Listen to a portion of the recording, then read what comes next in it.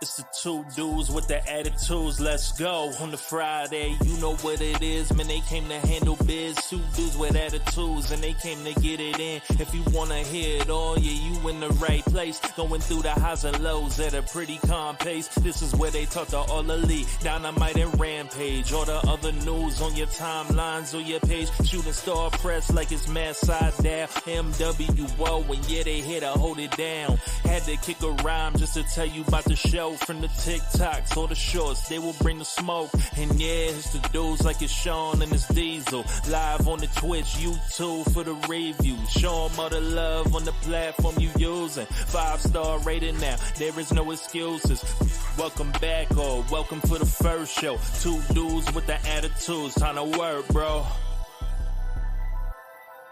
All right. You now tuned into the greatest two dudes with attitudes of wrestling podcast. What's going on? It is AEW time. Maybe that. What's up? I was just gonna say that song might be why we're blowing up so much, because that song gets me amped every week. Every time I hear AEW blows up more. I think he did better on the AEW rap than the WWE rap. They're both fire, but yeah, the AEW one is blowing up a little more. So maybe that's why. But either way, I am the dude of Wrestle Talk, Mr. MWO, and I'm here always with the shiniest ginger of them all, the honorary dude, Mr. Shooting Star Press. Let me get my thumb ready. There it is. What's going on? Yeah. Oh, living the dream, man. Is it in there? We're ready. Right, yes, sir. Yes, sir. Here it is. But yeah, we are living the dream. Back at it for another fun AEW dedicated episode. It's our 64th episode, so we're 36 away from 100, 6 away from 70, 11 away from 75, however you want to look at it. But we're blowing up, man. We're getting big. And we're going to do this right. All right, let's go. Let's get this episode. Let's get it going. All right, Rampage, y'all. We're going to talk about one thing on Rampage this week, because Rampage is only giving us one thing to talk about.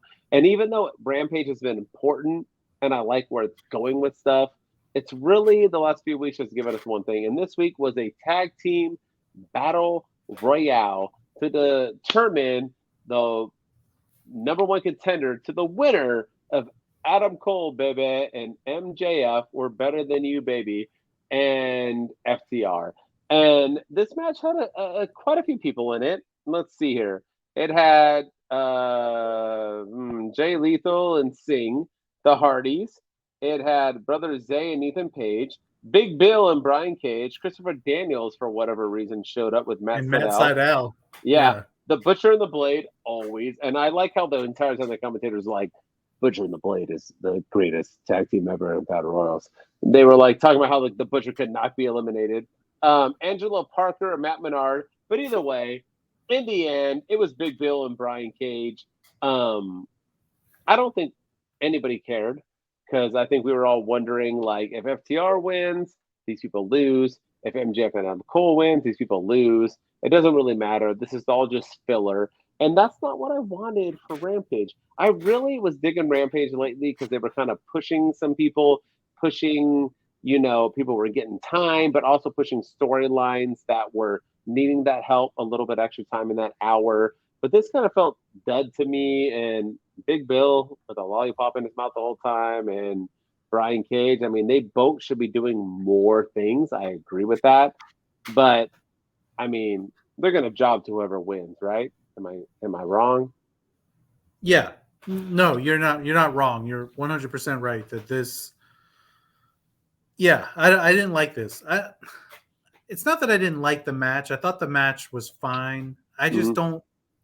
They're gonna lose. And yeah, they're not beating. If we said this before we went on the air, but if MJF and Adam Cole weren't beating FTR, then Big Bill and Brian Cage certainly are not beating FTR. You're not going to have your world champions not beating FTR. Then these guys definitely are not beating FTR. So no, I also I don't know. I feel like sometimes AEW does a little too much. We already had a number one contender for the tag team championships, and that was MJF and Adam Cole at the time of this episode of Rampage that aired, because Collision was the next night when they had that match.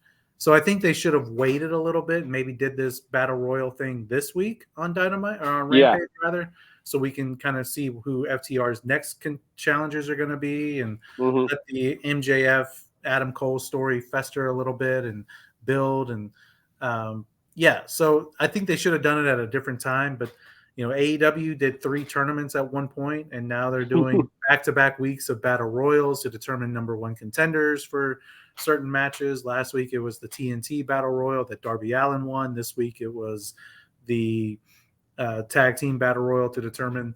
I guess they're technically, are they the number 2 contenders because MJF and Adam Cole? Yeah, because it's already So right. Yeah, so so the number 1 contenders after the fact. Yeah, they're the number 1 contenders after the number 1 contenders. But the match was fine. Big Bill and Brian Cage. Okay, like I do wish AEW would push more tag teams though, and why couldn't Butcher and the Blade? You guys, they talk about them all the time. Why couldn't they win? Why couldn't we see what they could do against FTR or Adam Cole and MJF and build them? Or there's so many other the Hardys. Let's see what they can do again. The new Hardys. Let's see what they can do. Or even the JAS guys. Let's see. I was going to say, where's Daniel Garcia, baby? Yeah, but I mean, it's fine. It was what it was. It was a I guess it had some cool moments, but yeah, I just don't like. I already know what the outcome of this, and it's going to be FTR or MJF Adam Cole, depending on who won. When we get to Collision, we'll talk about it. But they're not. Brian Cage and Big Bill are not winning. No, like I said, this was a death for me, and I can see Big Bill and Brian Cage being solo stars. I can see it.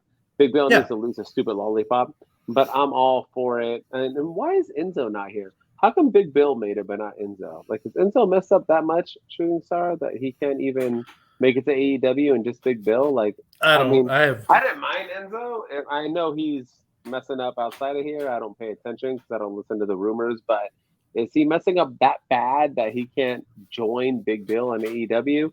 So we don't have to have Big Bill and Brian Cage on as a tag team? I would love to see Enzo come back and be in AEW. I think he would do great. I think you can't teach that, bro. Yeah, you can't. SAWFT. But soft. Kurt Angle, when they said that at Kurt Angle, he's like, "That's not how you spell soft." I loved it. I loved it. Yeah. But yeah, I would love to see Enzo come over to AEW. And I think he would thrive in AEW. I think he could be a good mouthpiece. I think he could be a good wrestler. I think he could be a good tag team guy. He could be a good solo act. But yeah, I don't know. I don't know what's going on. I don't know if he's messing up that badly or if he's alienating himself from the wrestling community because of his shenanigans.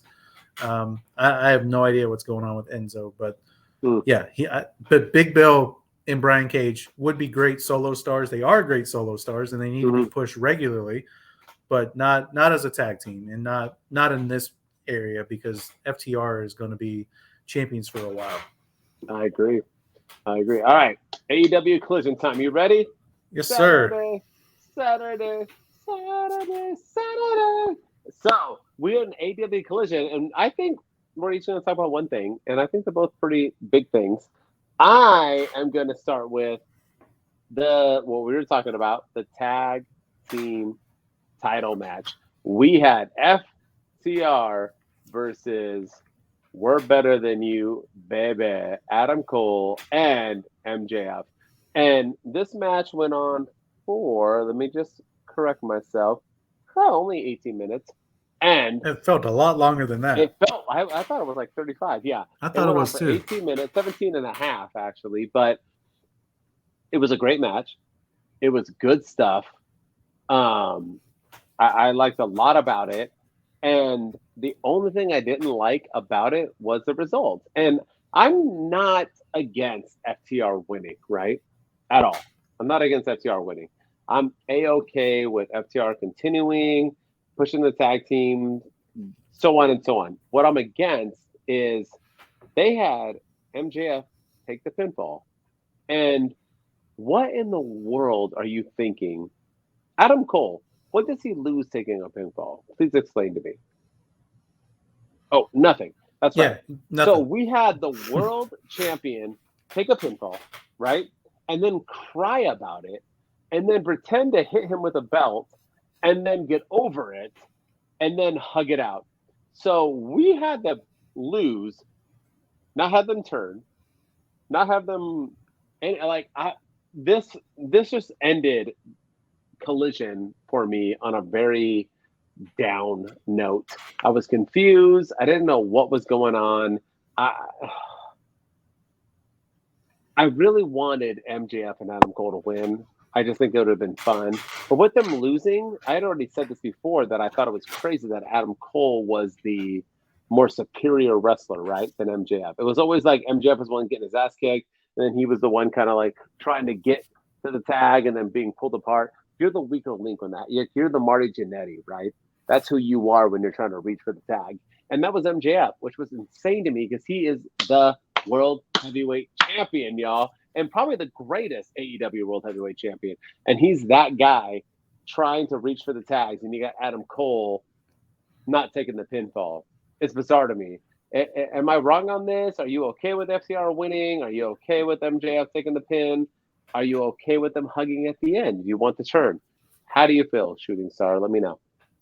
So this is actually one of the first episodes of Collision that I watched when it aired on TV because I was live, and I was hooked for this match in particular just because of the story. And you know, AEW, you know, they always have big matches, but there's never really a story. This one had a story, and I was intrigued. I was watching it for the turn. Who's going to cost who? What shenanigans are going to be played to, you know, screw somebody over? What's going to happen after the match? But I was okay with MJF taking the pinfall if MJF was going to turn on Adam Cole, and he could have taken the pinfall and then played the typical schmuck heel where he says, it's your fault we lost. It's your fault. Even though Adam Cole's like, dude, you got pinned, but it's my fault.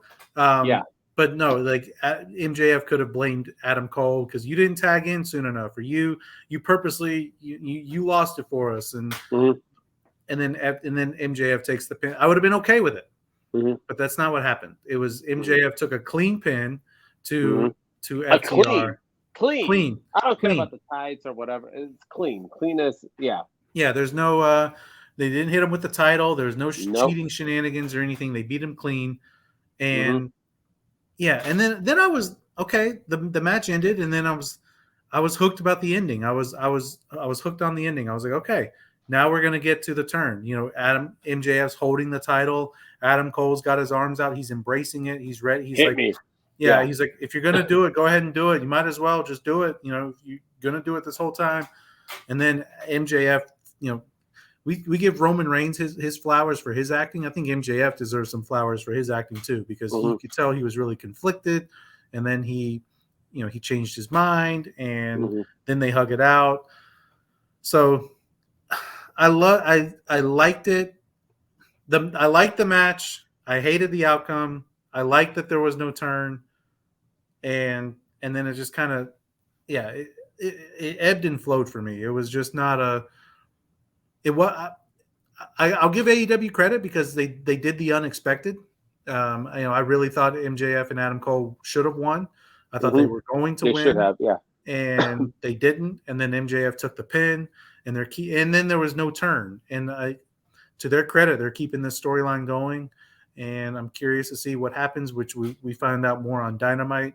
What's next for them? But yeah, I was so looking forward to the outcome of this, and I was just left wanting a little bit more, and I was left with a little bit of a sour taste in my mouth. So I agree with you.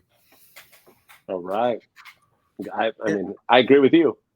Yeah. So the other thing I want to talk about from Collision is CM Punk. He finally revealed what was in the red bag. What was it? I'm so excited to find out. It has to have been a replica of the AEW World Championship, because he claims he's the AEW champion, but he's not the AEW champion. And And then, I got to give AEW credit again. They had Ricky Starks come out in this segment and basically say, hold up, bro, I've beaten you twice. So I'm technically the champion. Mm-hmm. And, they had a fun little back and forth. And, Ricky Starks basically said that, CM Punk doesn't have a lot of friends around here and he's not doing anyone any favors, but he's definitely not the champion. We should have a match next week on Collision. And we're going to, I'll challenge you for the real championship. And Punk agreed. And then he had Tony Schiavone awkwardly announce that there's going to be a guest referee in this match next Saturday on Collision. And that special guest referee is Ricky the Dragon Steamboat. And that silence that you hear, that was kind of the arena when they announced that he was 100% the guest referee. It was just no reaction.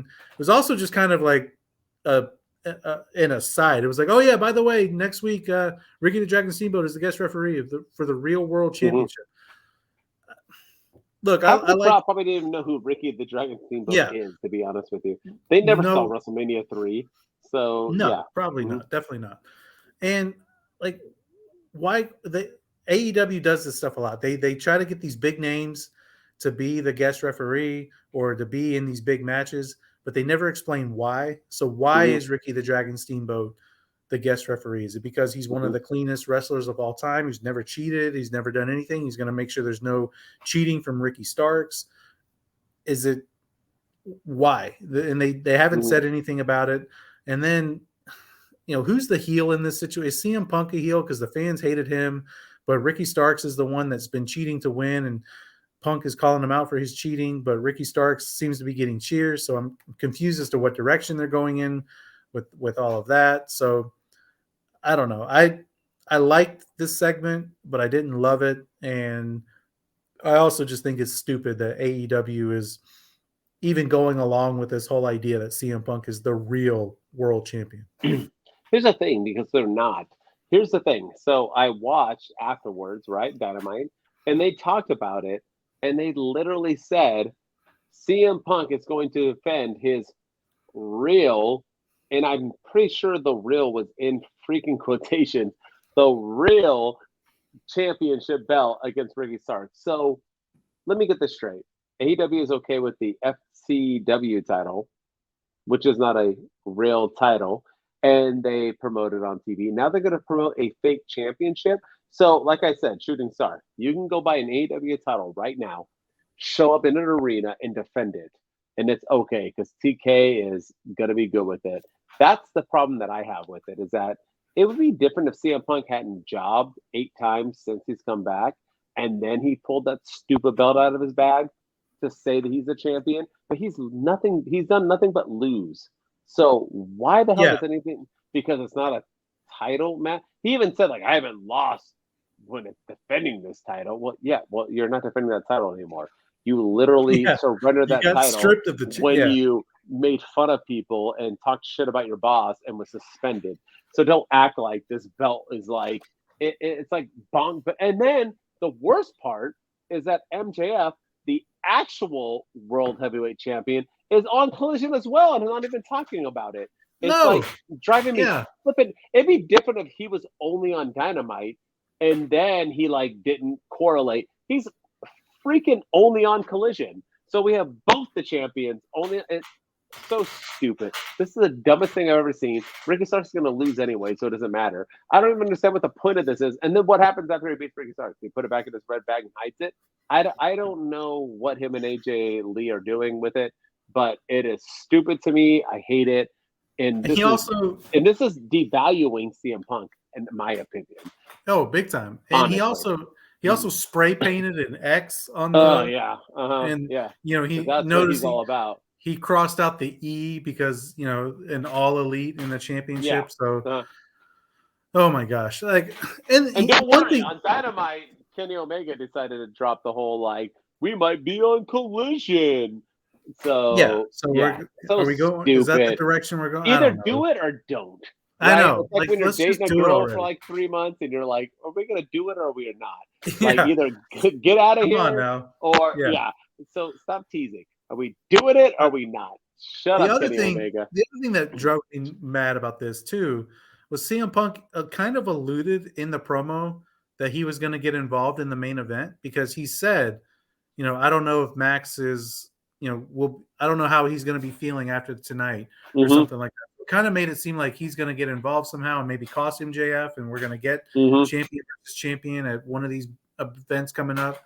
And then Punk didn't even show up in the main event. And no, is this going to be a brand split? Like if they're doing a brand split, is Punk or Ricky Starks going to be the Collision champion? Is that how they're doing it? And I would be okay with that. Dynamite MJF champion? wasn't on Collision every week. Yeah, CM Punk's shirt did say, his new shirt did say something I'm a Collision guy. Yeah. There you go. Instead of I'm a Heyman guy. Once again, cheating off of WWE. But yeah. So I don't know. Yeah, and I'm going to be honest with you. I don't care. Yeah, that's how I feel. Like I don't. This ain't a real title, so get the fudge out of my face. And then I don't care. One more thing too that really bugs me. Yeah, let's go. CM Punk calls it the World's Championship. It drives me crazy. He puts that S on it. It really infuriates me because you're not okay with him being the champion of Mars and Saturn, right? Yeah. All the He's worlds. like, I am the world's champion. I'm like, are you though? Because like you're technically the world champion. It's the belt. He's says technically not the world champion. Yeah, right. Yeah, but the belt says world champion. It doesn't say world's champion. When the Nuggets won the NBA Finals, they're not the world's champions. They're the NBA world champions. Like, come on now. Like, but every time he says, "I'm the AEW world's champion," it drives me insane.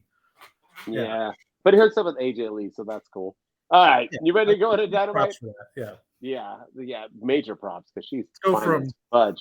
All right, let's go from awfulness to more awfulness. Yeah. You ready?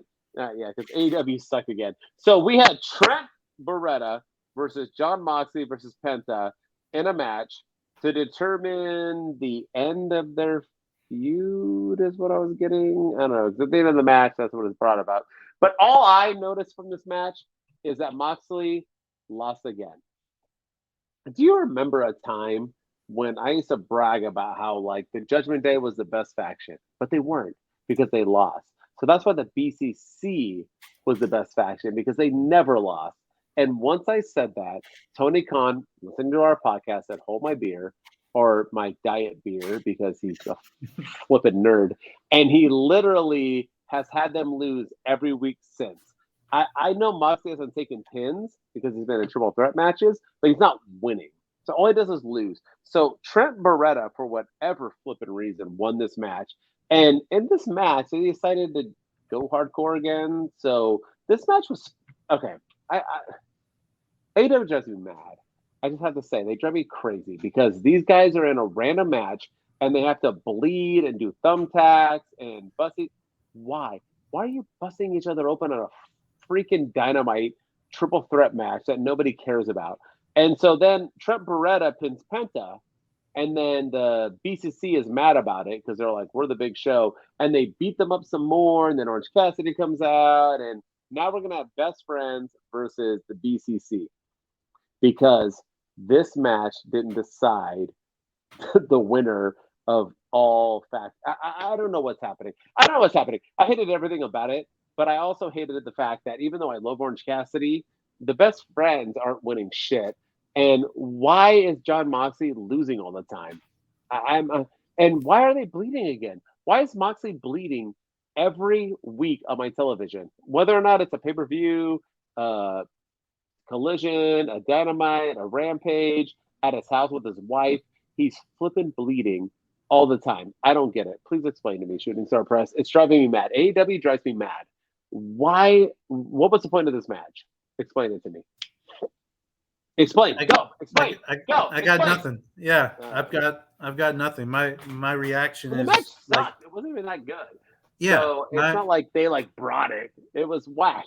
So yeah, my thoughts on this are very similar to the crowd's reaction when they announced Ricky Steamboat was the referee next week on cricket. It's just crickets, absolute crickets. Mm-hmm. I don't know what they're doing with BCC. It feels like AEW, to borrow a line from former AEW superstar Cody Rhodes, they don't know how to finish the story. Nope. It feels like once they finish a story, like the Elite and Blackpool Combat Club finish their feud, now they don't have a direction. Neither one of them really seem to have a direction. We don't really know what they're like. Where's Bryan Danielson? Where I know he's hurt, but like, can we talk about him, please? What's going on with the rest of the BCC? You know, why is Claudio there 1 week and then he's on ROH the next? And you know, what's going on with Wheeler Yuta? Like, what's happening with the Blackpool Combat Club? Because it just kind of feels like they're all over the place right now. And then we don't really know the direction of the Elite and where they're going, but they may show up on Collision, hint, about what's next for them. But I like Orange Cassidy. I think Moxley's a great opponent for him. And I think it's a good reward because Moxley's, you know, in the management's favor. He's one of the best guys that they have. He's one of the most over guys. And Orange Cassidy has really improved from day one in AEW. And he's one of the best champions that they have. So I think it's a great opportunity for him. But this parking lot brawl or whatever. It's like it's another one of those extreme fights that I don't really care to see. We see it too many times now in AEW. We just had Blood and Guts not too long ago. Let's ease up on the parking lot fights now where somebody's going to bleed. Somebody's going to get hurt. Someone's going to get run over by a car probably or get their head thrown through a windshield. Yeah, something. He did it for The Rock. They're going to do it for John Moxley. I did it for the Mox. That's how Rikishi comes back. He's not coming back at SummerSlam. He's coming back. He's coming back next week on Rampage. Rampage. Because Mox is wrestling on Rampage, right? Yeah, that's when this parking lot fight is. They're gonna finish it on Rampage of all. Freaking shows. They're gonna finish the story. Stupid. But it's just so dumb and But what is this leading to? Is this leading to all Atlantic? Is this leading to an international championship match between John Moxley and Orange Cassidy? I hope so, but probably not. All in, all out, or is this parking lot brawl and then they're moving on to something else? I don't know, but this is not. This is filler. This just feels like filler because it's like, oh, we don't have a direction for you. We don't have a direction for you. Let's put you guys together, and then we still don't have a direction for either one of you after this. Yeah, I agree. So, and then from bad to badder, maybe worse. I don't know. Okay, we can do whatever. We had a big return on the 200th episode of AEW Dynamite, and Sid Vicious. It wasn't The Rock. It wasn't Bray Wyatt making his debut in AEW. It wasn't Nick Aldis. It wasn't Braun Strowman. Not Braun Strowman. Who else is out there that? It wasn't Jake Paul making his debut. Jake Paul. Goldberg did it to AEW finally. No, not Goldberg. Not Goldberg. Oh. No, it wasn't Ryback. It's somebody who he dresses similar to Ryback. He wore similar singlets to one Ryan Reeves, aka Ryback. We got the debut / return of Rob Van Dam, RVD. I'm assuming he looked good. I'm assuming he had a non-baggy tank top on, and he was looking good. No, not quite. He had a tank top on. He had a really baggy tank top on with the yin yang symbol on it. It was pink all over. And what? Like that's all I got. So, backstory. He didn't limp to the ring, did he? Okay, continue.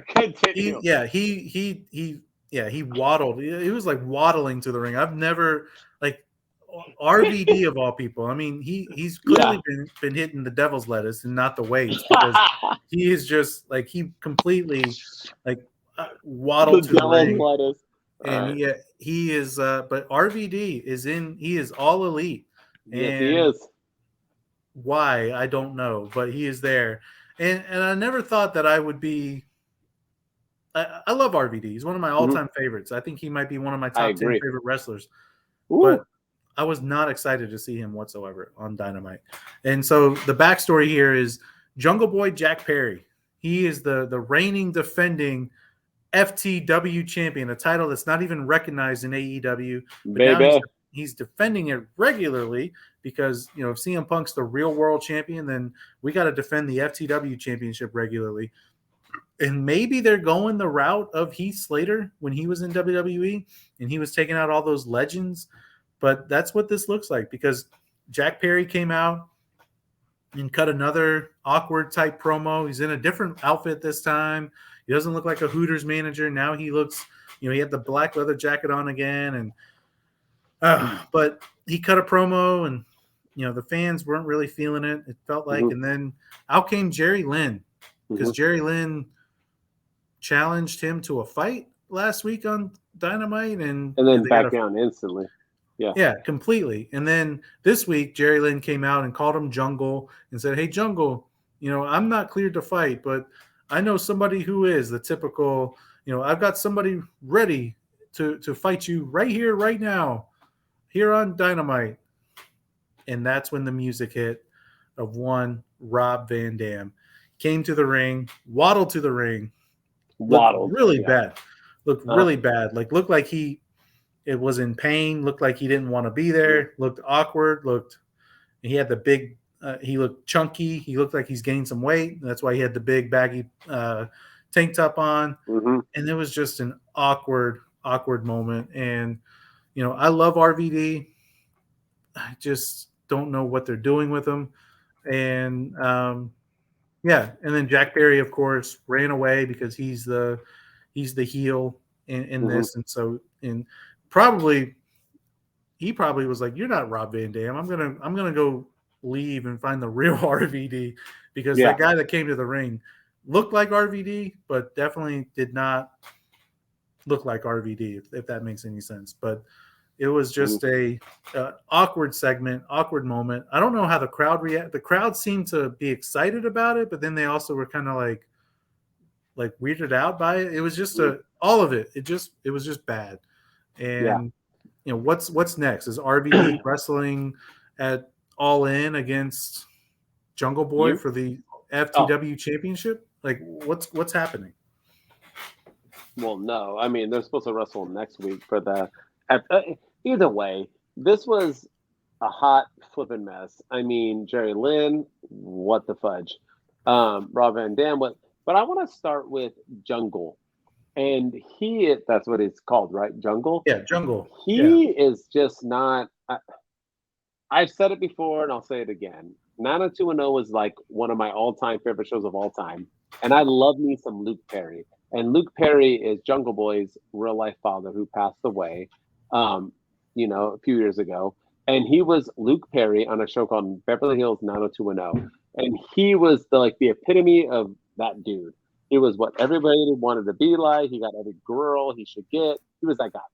And so I liked Jungle Boy because he was Luke Perry's son, and he wanted to not be an actor and wanted to be a wrestler, even though he weighs 100 pounds and he's scrawny and has no muscles, but he's going to work hard and get there. And he got an AEW, and he was an awful babyface. I mean, without Luchasaurus and Christian Cage, is he really anything? They called him a pillar, and I always thought that was a joke because he wasn't a pillar compared to Britt Baker. And now they try to turn him heel to kind of get him going. So what do they do to get him to have that mean, vicious feeling to him? They give him, Beethoven as an entrance music to come out to, which makes him even more wimpier. And just because he wears black and chews gum doesn't. Everything about this is shit. And then you have him get called out by Jerry. He got called out by Jerry Lynn, who then comes out the next week and says, "I can't wrestle you. I have nails and bolts in my neck. I'm Frankenstein. So I'm going to give you someone who still wrestles currently." And he used to be an ECW original. He wrestles right now. Are you done eating hot dogs and hamburgers? RVD! And RVD comes out looking like he just had a hamburger eating contest and hot dog contest, and he comes out in a tank top looking like shit, and he waddles to the ring. It looks like he does like a little look at me, and he's like breathing heavily. I don't know what I don't watch indie shit. I have no idea if RVD has been wrestling on the indies, but he looks like trash. And all I gotta say is that if we're doing this for Jack Perry to lose RVD, it's a hot mess. That's a bad decision. You got to push him properly. Do not have him lose RVD. I have no idea what's going on. This segment was missed. I don't know why Jerry Lynn would call somebody out to then back out and then bring somebody else in. This is stupid. Why not bring Taz in this moment? I'm just confused. It's all stupid. It was garbage, and they're ruining Jungle Boy. His heel persona could be done so much better. They should have just added him with Christian and had Christian help him like he's helping Luchasaurus. So I don't know. Yeah. It's a miss for me. I keep hoping that Jericho's going to turn. If there's not going to be a double turn with the MJF Adam Cole, that Jericho somehow gets involved with Jungle Boy, and Jungle Boy joins the Don Callis family, and Jericho turns babyface again or something. Because I think he would thrive with a mouthpiece, and maybe it's Don Callis or Christian Cage or somebody. But yeah, what's happening right now is solo Jungle Boy is not working, and and the whole RVD thing was just a hot flipping mess, and I don't know what direction they're going. Is this going to lead to something with Taz, or is this going to continue? They're going to continue bringing out ECW legends until they get the Taz, and then was Taz going to bring? Is that when Hook comes back and attacks Jungle Boy? And I don't know. I also really don't care. Like I love ECW. It's one of my all-time favorite promotions, but it also died 20 years ago. So can we just 100%. Can we let it die? Like I don't get excited to see guys that wrestled, 35 years ago in ECW coming out in 2023 anymore. You didn't like Sabu coming back?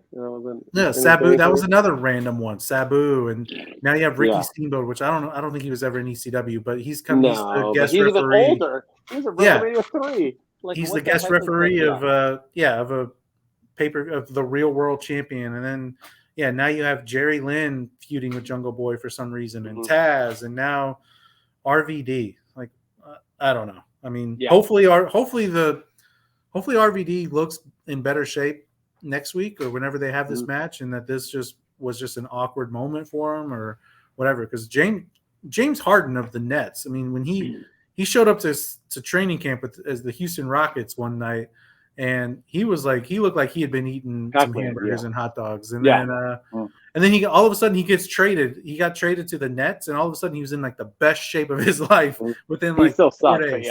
He was terrible. And then they traded him to the Sixers. Soon, baby. Yeah, he's coming. He's gonna be y'all's problem, but So, but maybe it was just maybe he can get the James Harden treatment, and he can go from being at really bad shape to great shape in a span of a week. Yeah, we'll see. But let's talk about something positive on Dynamite. Okay. You ready? Yeah, bring it. I want to talk about the best segments going on in wrestling. I would say in all of wrestling. That is Better Than You, baby. MJF and Adam Cole. And MJF came out and wanted to cut a promo. And he talked about how he's teary-eyed and he's emotional. And it's going to be hard for him to talk about this. And I was excited. And he talked about how he has ADD and this and that. And he had already brought this up, right? And so then he talked about how he was the poor Jewish boy who had bags of quarters thrown at him, and they said, "Pick it up, Jew." And he was like, "I've been picked on my whole life." And I was like, all right, rinse and repeat, but that's okay, because some fans may not have heard this, and it's still a sad story. And he does seem to get emotional, so I'm assuming it was real. I'm assuming he did have this really happen to him, which sucks. And he comes out and he just carries this whole thing about how, like, he's a prick. That's just who he is. But yet you guys love me, and you guys love the devil, and you love me being a prick, and this and that. And I want to call out somebody who has shown me how to be a friend, how it shows me to be a best friend, and how people can love me.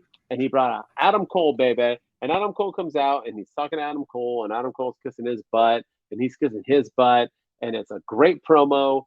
And he says, everything we went through, I want to say you don't deserve this match. And Adam Cole is upset. And he's like, how dare you? You're not going to, you promised me this match. And he said, because you deserve the match.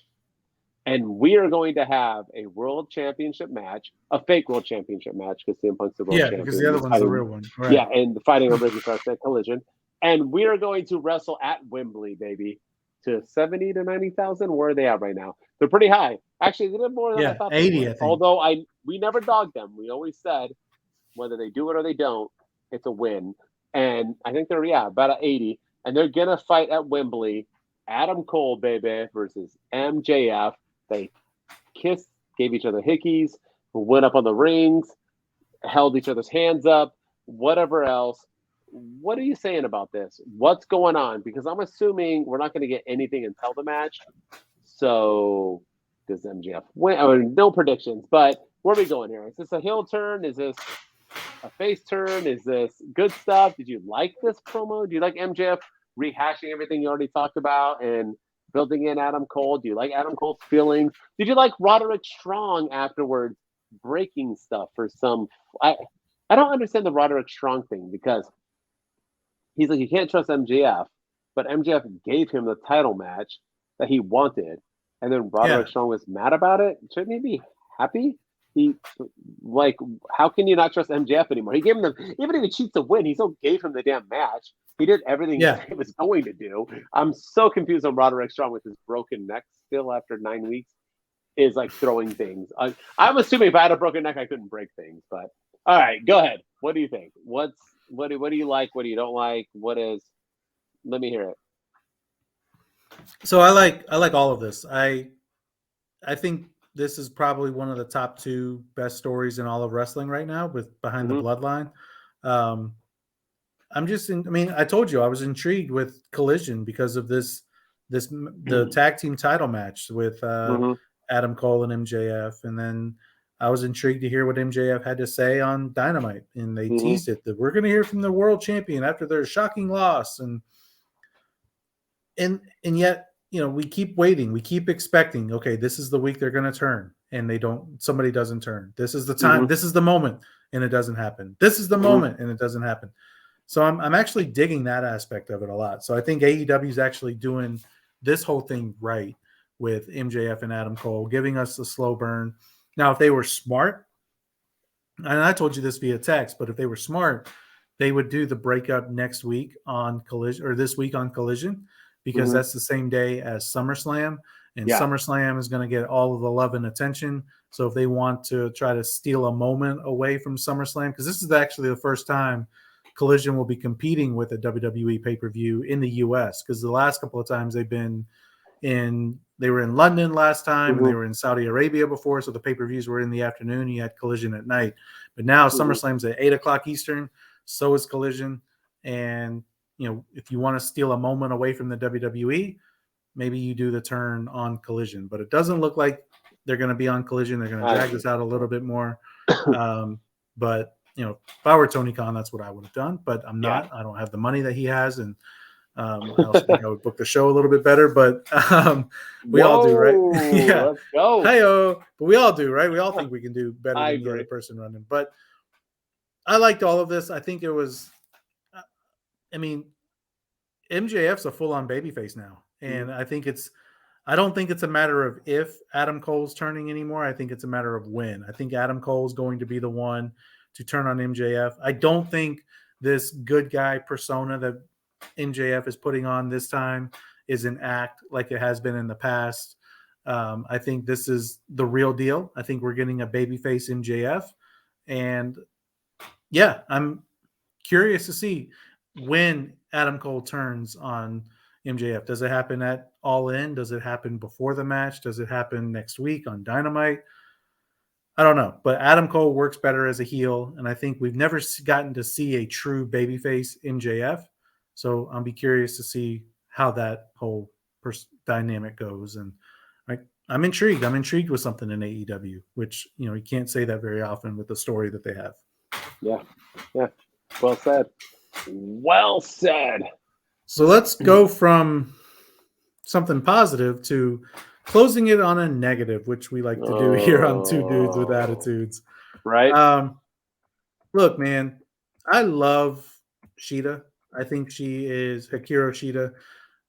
I think she's a great wrestler. I think she was a fantastic AEW women's champion. And I think she doesn't get the credit she deserves because she was the COVID champion for the women's division in AEW. She carried that whole division basically while they were stuck in front of nobody at in empty Daly's place when they were doing their shows during COVID-19. Mm-hmm. So she held the title for a while, and then she hasn't been AEW Women's Champion since 2020, and she hasn't been talked about either. That's the problem. Yeah, she really hasn't done any. Yeah, she hasn't been talked about. Hasn't really been featured. And you have this other faction in AEW, a great women's faction, the Outcasts, who have come in and they have just completely dominated everybody. They beat the snot out of Britt Baker. They beat the snot out of all these women, Sheeta included. All these women beat them down. Great stuff. They've been spray painting L's on people with green. Saraya has looked the best she's ever looked in quite a while, rather. Ruby Soho was back in dominant fashion. And now you have Toni Storm, who's the new AEW Women's Champion, looking better than ever. And she's in her second reign as AEW Women's Champion. Fantastic. Like they have done another great faction in AEW. They've done it right. Until the last couple of weeks. They've fizzled out. You talk about fizzling out. Where the heck is Saraya? Ruby Soho has disappeared and cannot win the Owen Hart Invitational. No matter how many times she tries, she constantly loses in it. And now on the 200th episode of AEW Dynamite, in a great match, I'm not dogging the match at all. It was a fun match to watch. Yeah. But you have Sheeta beat Toni Storm to win the AEW Women's World Championship. And it's just why Toni Storm was red hot. The Outcasts were red. They were starting to fizzle out, but I think this could have gotten them back on track. Yeah. They could have come out and spray painted another L and been like, okay, you thought we were done? You thought no, we're back and we're just getting started. Something they could have added to their faction. But I feel like Tony Khan, this was the 200th episode of Dynamite, and he had to do something big. He had to do a title change. He had to do something, especially because AEW was getting dogged in the wrestling landscape, the wrestling media over the last week or so, because they had a total of 4 minutes of women's wrestling on TV last week or something along those lines. So I think Blood and Guts, all the women's matches got cut. I think Renee Paquette got more screen time than Britt Baker. And so I think this was his way of making up for that and giving them a shocking moment on our big episode, 200th episode. We got to have a shocking moment. And this didn't land for me. I love Sheeta. I think she's great. I think she'll do great as an AEW Women's Champion. But this really hurts the Outcasts. This really kills any momentum that they have. And this was just not a good way to end the show on Wednesday. No, that's ruined the entire week for me for AEW. Yeah, 100%. Like, Toni Storm, not only is she hot and gorgeous and doing her thing, she is flipping phenomenal in the ring, and she's killing it. And the Outcast is killing it. We've been talking about the Outcast being maybe the best faction, period. I mean, and how much they've been dominating. And then you have Sheeta, who, sure, she was a former champ, and she's the first ever two-time champion. They said that, although I thought Britt Baker was, but she never won it twice. Either way, they were hyping it up, and this was a very out of left field thing for me. Like, who gave a crap about Sheeta? I go on TikTok, I go on wrestling sites, I don't hear anybody talking about Sheeta. And you had her beat Toni Storm to close out Dynamite, and you're right, that ruined everything for all of them, for the Outcasts. That ruined the momentum for all three of them. It ruined everything for Toni Storm. Now, once again, had a shitty first title run. Oh no, she's a two-time champion. Yeah, so but her first one was an interim, so I guess they don't count it. Yeah, Baker never won it twice. She only won it once, so she's officially the only two-time. But either way, you had this chance to kind of redeem Toni Storm, and you didn't. This was a hot mess. No one's gonna give two crap. This was like when what's her face beat Britt Baker for the title. Nyla Rose or Thunder Rosa. No, not Thunder Rosa. Like, no one gave a crap about Thunder Rosa. Just a couple of the hardcores, and that's what Sheeta's doing. It's going to be a couple of the hardcores that are like, yeah, Sheeta, you don't watch wrestling unless you know who Sheeta is. And no one gives two craps. She's not that great. She's whatever. She's not going to push this company up anymore. And I'm sorry to break it to you, champions need to push the company. You're not going to give Roman Reigns a 1,000-day reign unless he's pushing the company. You're not going to give the new title to Seth Rollins, and it's going to help push the company. Tony Khan gives a belt to his friends, to anybody who he thinks deserves it, even though they don't push the company. Got to push the company. How are the Guns? Were they pushing that company when they beat the Acclaim for the titles? No. Like, was Thunder Rosa pushing the company up when they gave it a title? How about even champions? Was Moxley pushing the company up when he won the title? Like, we just give these belts to whoever we want in hopes for fun and for new. I don't know. The Sheeta, this was awful for me. It ruined AEW for me, and I thought Dynamite was a joke because of it. Sorry to say it. Boom, hot take. This was not a good Tony way to Storm end the deserves show. to have the belt. No. Yeah. And like you said, it's a 200th episode. Let's have a loss. Let's have a surprise. No, that's not how it works. No. Like we just had Raw, 1,000? Raw something, right? Raw 30, the 30th year of Raw. Yeah. Right before the Royal Rumble. And no titles changed hands. The shocking moment was Sami Zayn being on trial for betraying Roman Reigns. And that was like the segment everybody was waiting for. And it delivered. But so you don't always need to have a huge like title change on your big episode.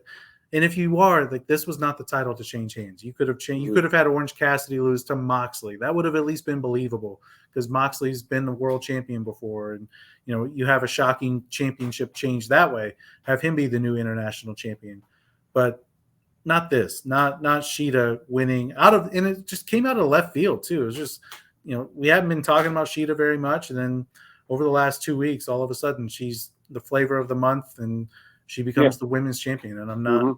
I mean, and look at people who have pushed AEW up. Jade Cargill lost the title at 61. She was undefeated. She was one reason people were tuning in. And then she loses her 61st match. It made note to Chris Statlander. And what does Chris Statlander? How's she doing her? Yeah, exactly. Yeah, and then and now I'm worried. Like the Outcasts. I mean, this seemed more like a swan song for them. I don't know how they rebound from this. I don't know how they come back from this, but hopefully they do. But this really stalled any momentum that they had for sure. I agree. All right. And with that said, it is segment time. And our segment this week is going to be in honor of the 200th episode of Dynamite. 200 episodes, which is awesome. It's so awesome, even though the episode was crap. It's so awesome. We had 100th episode of Rampage, 200th episode of Dynamite. Congrats to AEW, and they're about to fill up Wembley, which is flipping amazing. So congrats to them on that good too. For them.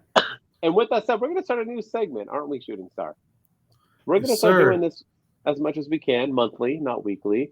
And it's a top 5 best moments. And this week, we're doing the top 5 Dynamite moments. And we didn't talk about these at all. So we might have repeat, which I'm assuming, because if it's a top 5, we got to have some that match up. And we'll go 5, 5, 4, 4, 3. Or are you going to do them all? What are we going to do? Should we do 5, 5, 4, 4, 3, 3, 2, 2, 2? Or is that going to take too long? You do 5. Yeah, you do 5, and I'll do 5, then 4, 4, 3, 3, 2, 2, 1. Right. But you get to start. All right, you ready? Top 5. What's up? What's your top 5 greatest Dynamite moment ever? Okay. Number 5 for me, I'm going to say Adam Cole's return on Dynamite. That's good. That was the Dynamite that you were at back in January of this year. Yes, I was. I have a moment from that night on my top 5. Yeah. We hadn't seen Adam Cole in a long time. I kind of forgot about him. I was kind of worried that he was never going to wrestle again, per all the reports out there that his head injury was pretty serious, and he may never step foot in a wrestling ring again. And so the thing I liked about this one was we didn't see it coming. It really came out of left field. We had no idea he was even in the building or he was even on the card. And he came out and he even got us with his promo. His promo was great as usual. And even he said he had some bad news for the rest of the AEW roster. And that is that Adam Cole is back, baby.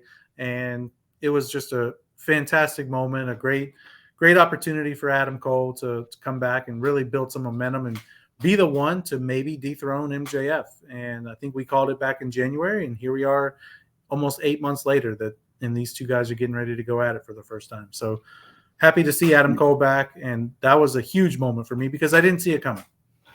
Great top 5 moment. I was there. It was insane. I still hear the earthquake in my ear. Yeah, it was a huge pop too. But I didn't have this in my top 5. I had one moment from my night that I went live in LA, but this wasn't one of them. But yes, I missed this one. That was good on you. Great moment, and probably the loudest pop, if not of all time. My number 5 moment of Dynamite is when MJF wrestled Chris Jericho in a match, and MJF made, he always makes his rules, whether he's whipping you or doing whatever. And he made a rule that Judas cannot be played when Jericho came out. Oh, yeah, that's a great And moment. that crowd said, "Hold my beer." And they sang that flippin' song from beginning to end as Jericho came out. And I'll never forget it. I thought it was, this probably could be better than top 5, but this is my top 5. Number 5, greatest moment ever. Just listening to them sing Judas was insane. And Jericho even said to begin with, when he came up with this, he wasn't sure if they were going to or not. He's like, this is either going to be a hit or a miss. Either I'm going to come out and there's going to be whispers and not sing it, and I'm looking like an idiot, or they're going to sing, I'm looking like a star. And he looked like a star. And that was when Judas was born, man. They continue to sing it to this day. So even with him coming out, Dan Callis are singing it. So yeah, that's my number 5 moment. The crowd sings Judas with no music. Yeah, I did not have that in my top 5, but that is one of the best moments. I completely forgot about it. It feels like so many cool moments in Dynamite that you forget about. I agree. That's one of them. But that was awesome. Just hearing that crowd just take it over. And that's when I'm okay with crowds taking over shows. I'm okay with crowds in that regard because you needed the crowd. Without that crowd, that would have been horrible for a guy like Chris Jericho to come out with no reaction, to silence, to nothing. So this was fantastic, and it was a well done by the crowd, and that really made Jericho's theme song super over as well. I agree. All right, what's your number 4, bro? For me, I'm gonna say CM Punk in MJF's promo battle from November of 2021. I just everything about this. I mean, it was really Punk's first rivalry since coming back. He had a bunch of one-off matches. He wrestled both members of FTR. He wrestled Powerhouse Hobbs, and he wrestled other members of Team Taz. He never got Ricky Starks, but he did beat Powerhouse Hobbs, and he still hasn't beat Ricky Starks. Yeah, he still hasn't. He's beaten him twice. But I think this was MJF was at his best, and MJF was roasting everybody on the microphone during this time when people were saying he was the best promo in all of wrestling. This was really the peak of that. And CM Punk was just coming back from that 7-year absence. And for his first big rivalry to be with MJF, I thought it was a cool moment for AEW. There were a lot of WWE references in this promo that a little too many for my liking. MJF saying that, CM Punk was always number 2 to the "You Can't See Me" man and the King of Kings, and CM Punk said that MJF is a less famous Miz. CM Punk said that the only way that you would ever be champion is if you marry the boss's daughter. A shot at Triple H. So there were a lot of WWE references in this, but I was okay with it because it was part of the story. I mean, whether we like it or not, WWE is part of who CM Punk is. Him walking out of the WWE is part of him. Him being sued by WWE is part of who he is. Him getting his ass kicked in the UFC is part of who he is. And so MJF hit on all of that. And I just thought this was, a great moment between two of the greatest people of all time on the microphone, MJF and CM Punk. And it led to a great dog collar match between the two. It led to MJF beating CM Punk twice in Chicago in 2 great matches there where they had the dusty finish, and then MJF beat him legitimately in Chicago as well. So this was one of my favorite moments. I got that shirt. Yeah, I like this moment. This also is in my top 5, so we're like missing over here. But yeah, I like this moment. I didn't like all the WWE. That's why I think I kept it out. Just it was too much. So less Miz and bringing up Triple H and everything else and blah blah blah. MJF did this a little too much for my liking at a time of his life.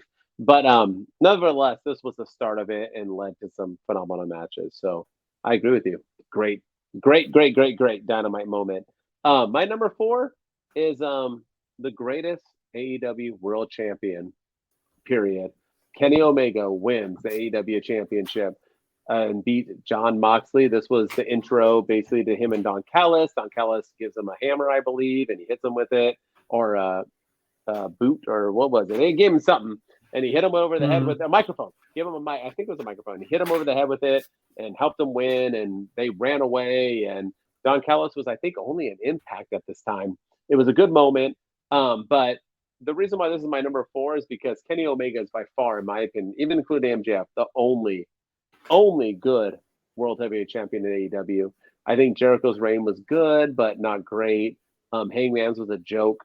I think Moxley's was a joke. I think they're just all forgivable. CM Punk obviously only had it for 2 days total. So when you go back and look at all the champions in AEW, I think Kenny Omega is the only one. This was the night he won on Dynamite. It was a great moment. He beat Moxley, which people didn't think was going to happen. And it turned Kenny Omega heel, which was kind of insane too, because he was, a founder of AEW and a babyface. So I did love it that much. So yeah, my top 4 moment is Kenny Omega wins the AEW Championship. Yeah, that's actually my number 3 moment. We got one. You're going next. So just say it. Yeah. So I loved this. This was also the same episode of Dynamite where Sting made his debut in AEW. Yep. It was like a Winter is Coming episode in 2020. Yep. And the whole the HBO show. Yeah, that was Game of Thrones. Were they promoted because of that? Game of Thrones, right? Yeah. Wasn't that hyped up? That's why it's Winter is Coming. Yeah, because like the final season of Game of Thrones was airing. Yeah, It was but the cool thing too about this was you talk like this. I think this really introduced us to the Forbidden Door. I know a lot of people love that concept. Mm-hmm. I'm not a big proponent of it, but I was in this case because Kenny Omega then went and wrestled on Impact Wrestling and started becoming like he was showing up on TNA or Impact. He was Didn't he win the title and lost it to Christian Cage? Yeah, he lost it to Christian Cage on the first episode of Rampage. Yeah. Yes, sir. Yeah. So this started the belt collector gimmick that he had where he was like the IWGP champion, the AEW champion, the Impact World Heavyweight champion.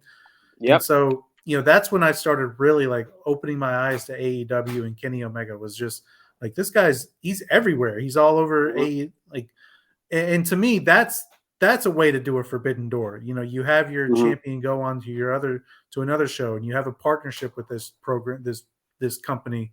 And that's kind of, I know that's what they're doing with New Japan, but I don't know. There's something about the Impact and AEW relationship that I thought was special, and I think you had both people from both shows coming on, and they all looked like stars. It was just a cool moment, and it was a shocking way because like you said, Kenny Omega turned heel, and Don Callis was the reason for that, and he's one of the founders of AEW, so.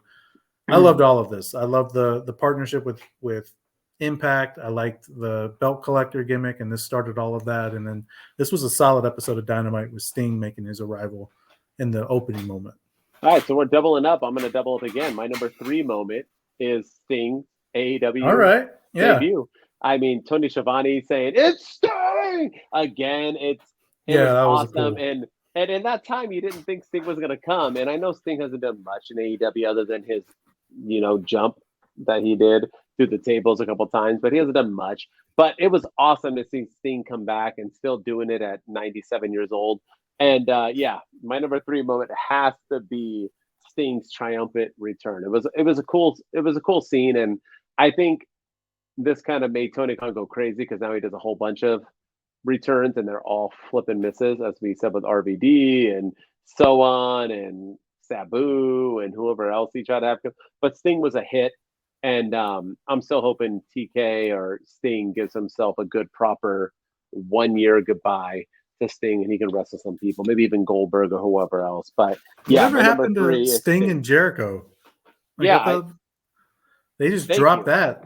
Yeah, yeah, because I'd be all for that. And Jericho was hyping the bananas out of it. But yeah, so yeah, that was my number 3. So what's your number 2? We're getting in 2 and 1. What's your number 2? There's a lot of Dynamite. Dynamite has done a lot of cool shit. So what's your number 2? They really have. So this one's going to be a little bit of a sadder one, but I'm going to go with the entire episode of the Brody Lee tribute show for Dynamite. Yeah. Obviously, because of who Brody Lee was, and he had just come to AEW too, and he was the leader of the Dark Order. He was revealed as him, the leader of the group, and he was the TNT champion. He had a complete gimmick change from where he was in WWE, where he was coming out in suits every week, and he was having greatest matches that I think he's ever had, better than anything he had in WWE when he was with the Wyatt family. And he wasn't featured as much in WWE, so AEW was willing to give him a chance, and then he unfortunately passed away. Shockingly, I didn't see it coming. I don't think any of us saw it coming. And they kept it all a secret. Apparently, he'd been battling an illness for quite a while, and he had been in and out of the hospital for about the latter part of a year or so. And AEW kept it all a secret. And that's actually one of the reasons that CM Punk said that he came back and he chose AEW, is because if they kept that a secret, then they must be doing something right. Because that could have gotten out to all the dirt sheets and everything, and it didn't, and it just showed about the brotherhood that AEW had.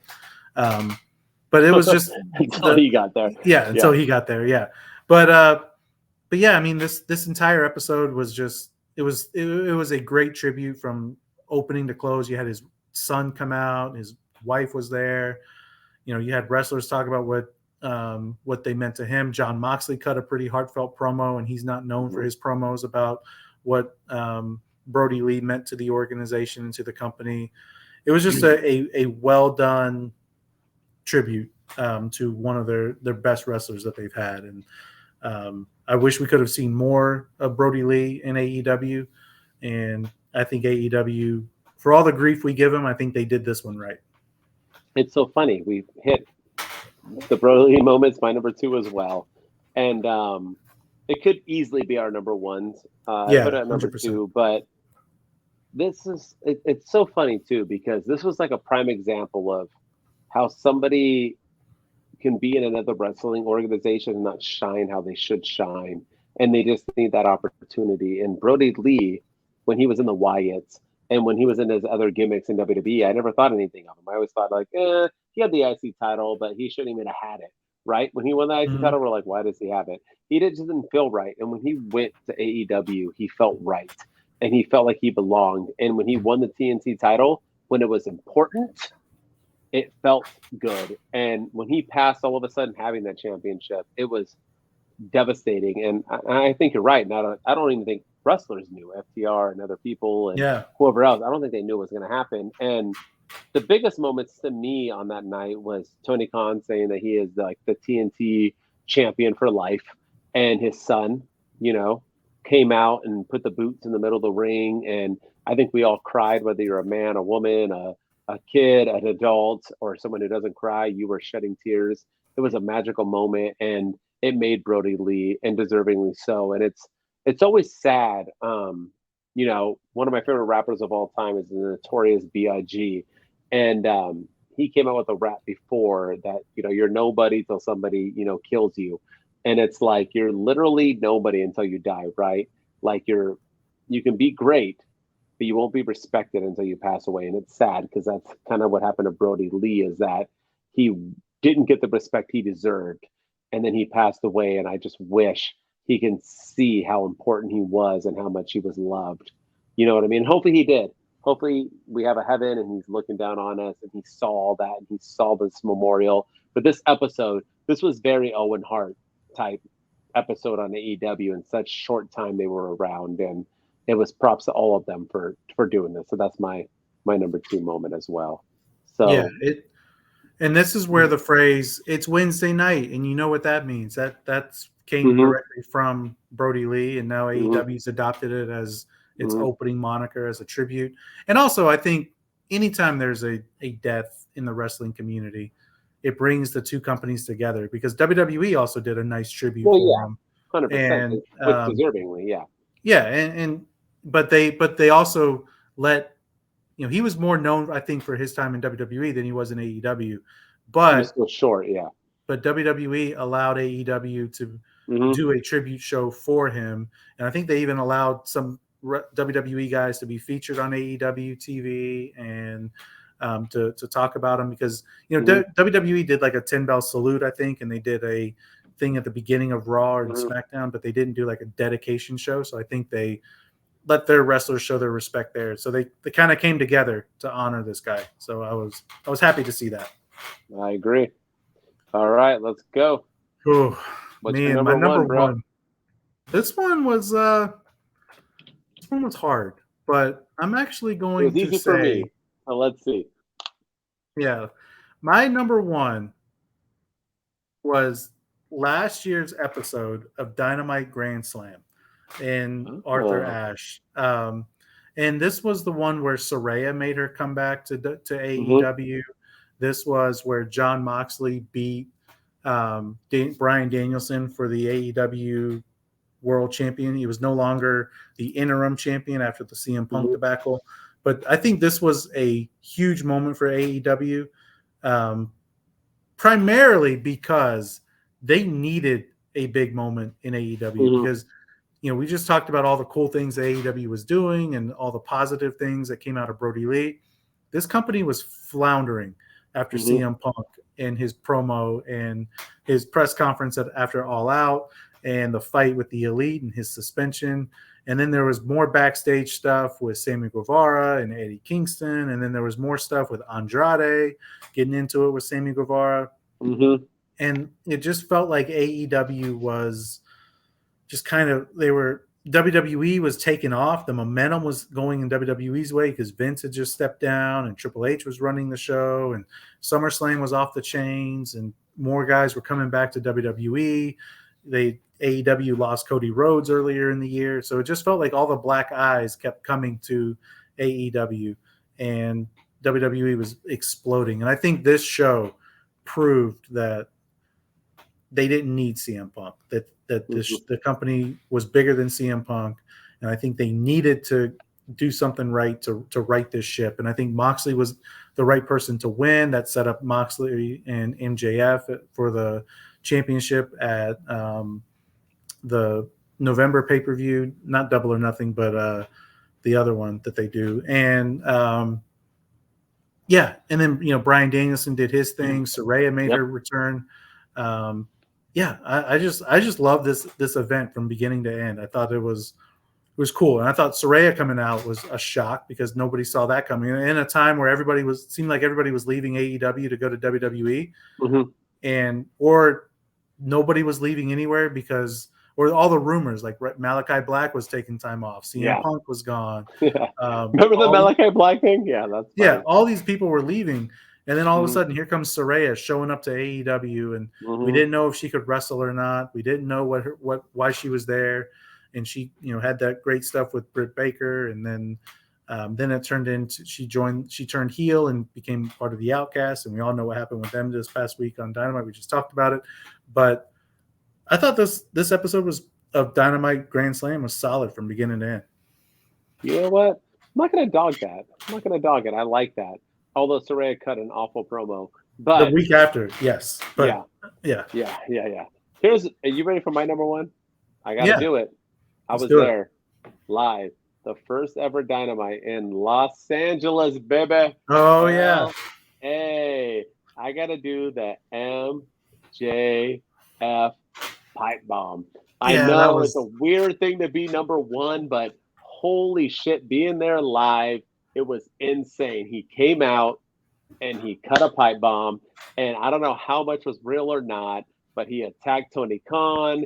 He brought up WWE and Triple H. He brought up the organization, whatever else, and he cut that thing, and his mic was cut, and then he got chased out by CM Punk and left the building, was not seen again for months until he was re-signed and brought back. And to me, just being there live and seeing it, and it was I don't know if it's a better pipe bomb promo than CM Punk's, but it was up there. CM Punk's was so casual because he was sitting, crisscross applesauce on the stage in a Stone Cold shirt. It just seemed so much more casual. And MJF was like on the ropes, like in the ring, cutting it at his boss. A little bit different. Punk's wasn't so much towards Triple H. But man, this to me, I'll never forget it. And I could be impartial because I was there live, but this to me was the number one Dynamite moment. And it kind of made MJF, because after that promo, I mean, people took it seriously. And people believed that he was like gone and fired and not, although it was all freaking fake. But, he was cut off of television and didn't come back until, when I forget when he came back actually. But yeah. But this is great stuff. This is my number one moment. Yeah, this is another moment for me that, like, I can't believe I didn't even have it in my top 5 because it's it was such a fantastic moment, but I completely forgot about it because Dynamite, like you said, Dynamite's had some really cool moments. And really in the 4 years, and so that's 4 years, right? Yeah, that's kudos to them for having those cool moments. But yeah, I completely didn't even think about MJF's pipe bomb, and it was a great TV moment. He dropped an F-bomb. That's what made people think it was real. Yep. The only gripe I had was if they wanted it to feel real, they shouldn't have said, "We're going to hear from MJF next on Dynamite." They should have just had him come out with no, like, don't even play his music. Just have him come out in the ring and be like, "What's this guy doing here? He's not supposed to be here tonight." And like really sell the shock job. And if they could have done that, then I think I would have bought it as more believable and real. But when they announced it ahead of time, I was like, okay, like they wouldn't have done that if it wasn't planned. And this is when Punk got injured. So you guys didn't see Punk run him out, right? That was off of television. That was not. Yeah, that happened during the commercial. And that's what else made us live think it was fake, because we're like, why would Punk chase him out? And he was like limping, because remember he jumped into the crowd and injured himself like an idiot, because he was like, I don't care about COVID. He broke his foot because that was like COVID times, and like jumped into the crowd like an idiot. So they never showed that. They never showed that on TV.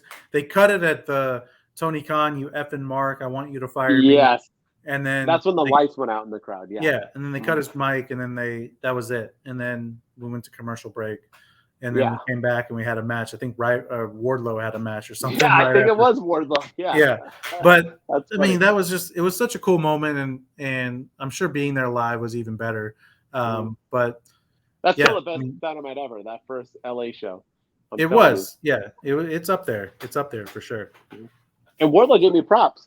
Just so you know, Wardlow actually didn't wrestle, because I remember I was sitting where they were coming out, so I can see them beforehand. You can look it up.